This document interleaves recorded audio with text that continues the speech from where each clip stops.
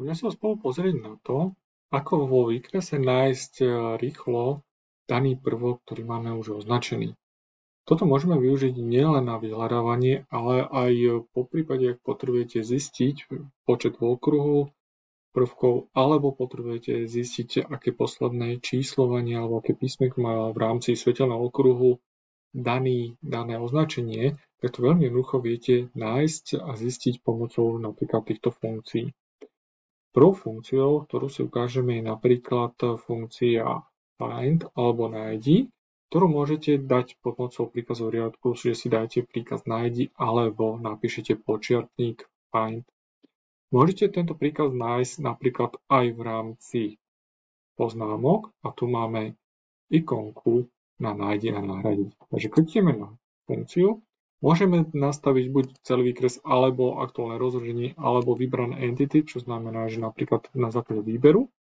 A my si teraz ukážeme, aby sme si zistili napríklad okruhu číslo 1, čiže svetelnom okruhu, aké budeme mať posledné číslovanie alebo písmenko v rámci daného okruhu v rámci číslovania. Tak ja si tu nastavím jednotku, tu by som upozornil iba na to, že treba si dávať pozor, že keď napríklad vám nevyhľadá, tak mať zašpeknuté prohľadáva textové pole, tzv. Fieldy. Dáme si nájdi a vidíme, že sa nám zobrazilo zhod 44 počtov kusov alebo počtov, alebo aby som to nazval. Ja teraz si nastavím toto a vidím jednotlivé časti. Môžem si toto zobrazenie alebo toto vyhľadávanie teraz zoradiť podľa umiestnenia alebo typu alebo textu, podľa toho, ako potrebujeme. Čo teraz pre nás je veľmi dôležité, pretože my môžeme si nájsť napríklad, vidíme, že tu máme aj z jednotky, máme tu rôzne možnosti. A keď si to dáme zoradiť napríklad pomocou textu, tak vidím, že začíname okruh číslo 1, Ačko, tu vidíme A, B, C, D, tak kľudne si môžeme pozrieť a potom ďalej by som pokračoval napríklad 1A. Takže kľudne môžeme aj týmto štýlom si to nájsť.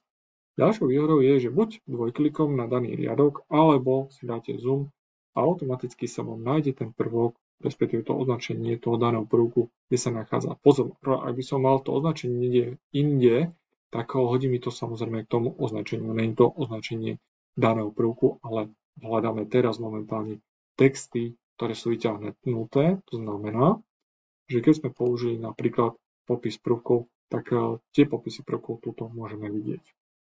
Ďalšou možnosťou, ako nájsť prvky vo výkrese, je znova použiť napríklad automatické číslovanie. Ak ste použili predtým automatické číslovanie, není žiadny problém to použiť znova a vás upozorní na to, že už boli vytvorené automatické číslovanie, alebo respektíve už sú tam zadefinované nejaké tieto označenia a keď potvrdíme áno, tak sa mi zobrazí okno, kde máme teraz automatické číslovanie.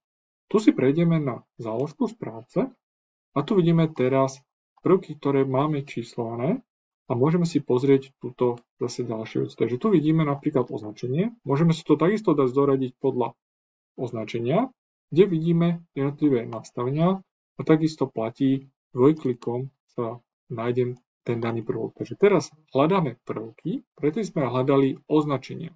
Takže keď ste nemali ešte napríklad zadefinované a vyťahnuté tie popisy tých prvkov, tak pomocou funkcie automatické číslovanie si viete veľmi jednoducho nájsť.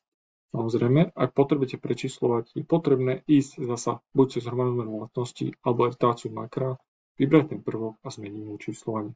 Po prípade vybrať určité prvky a pomocou funkcie automatického číslovania znova prečíslovať.